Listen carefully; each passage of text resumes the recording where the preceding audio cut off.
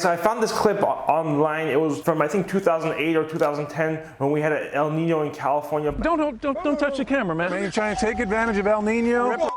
David Goldstein, CBS 2 News. Anytime there's something happening, there's people trying to take advantage of the situation. I'm going to take a look at this video and see what we can learn from it regarding 2024's supposed El Nino storm we have in California. A word of warning tonight. We've discovered some roofers are trying to take advantage of homeowners with winter and El Nino storms fast approaching. So why are you hiding your face? This roofer didn't want his face shown on TV, I don't know why you're putting me on the news. telling us we needed repairs with prices that went through the roof. Yeah, so you see this piece of flashing? I think I'm going to discuss this a little bit later. Our undercover producer called roofers to this house in Pasadena. Evaluate the condition of the roof, tell you if it's good. We've been in a drought for so long. So now that you get the grand opportunity of heavy rains, they take advantage of that. We called in 2 experts to inspect the roof, which is only about 5 years old. Then we went through Craigslist and found roofers advertising the impending storm and its consequences. Okay, so it looks like they called in some roofers. First of all, they made sure the roof is in good condition. I obviously haven't seen the roof myself, and nor do they show close-up shots of the roof, but let's assume that CBS News is doing it the right way. They called in roofers. The roof is good. The first mistake they made, or obviously it's a news story, they want to get some controversy, or they want to be tricked. They're looking on Craigslist. What do you expect? Like, if you're calling Craigslist roofers or Craigslist contractors, you're expecting to be scammed, you know? I know what they're doing, you know, they're not gonna call good contractors out, because that's not much of a news story, you know? A good contractor came out and gave an honest bid or gave an honest opinion. What I can see from here, ma'am, the shingle's in pretty fair condition. What you could do to buy life out of that shingle and protect yourself, because we are going to have a very heavy winter. We have a special coating that we spray on there. $1,200. Do I really need that? You want to be safe for the winter? I usually charge about $1,800 for a job like this. So why are you cutting me a break? Because I'm working down the street and I have leftover material and I'm a Christian man. We had an expert look at this roof, said there's nothing wrong with it. I told her it's not in bad condition. But why $1,200 for some kind of clear coat? To protect it. You said you're a good Christian man. I am. Okay, so this guy, honestly, from the looks of it, he looks like a scammer already. He's just scruffy. He looks like kind of that mechanic that's gonna cheat you. But you know, I'll give him credit. He said the shingles look like they're in good condition. He recommended a preventative coating. I don't know what coating it was, especially 10 years ago. Who knows what he was selling? One big red flag that I can tell you is if a roofer or any contractor ever says, oh, we're working right up the street. Oh, we have leftover materials. Oh, we're doing your neighbor's house and we're gonna be here on Tuesday and we can give you a discount because of that. That is false. That doesn't exist. Roofers don't have leftover materials. If you have leftover materials, you can just go and return it. If you're working up the street, what, you're gonna save $10 on gas money? So if you fall for that trick, come on, it's like the oldest trick in the book. For named Peter. The roof is perfect, it's just the ridge caps. What's the matter with the ridge caps? They're all cracking the top.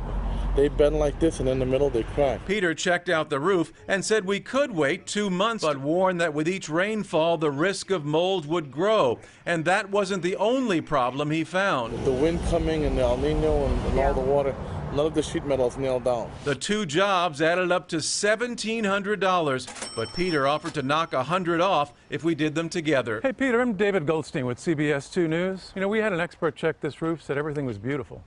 This roof is fine. There's nothing wrong with it. Okay, so this guy points out 2 things.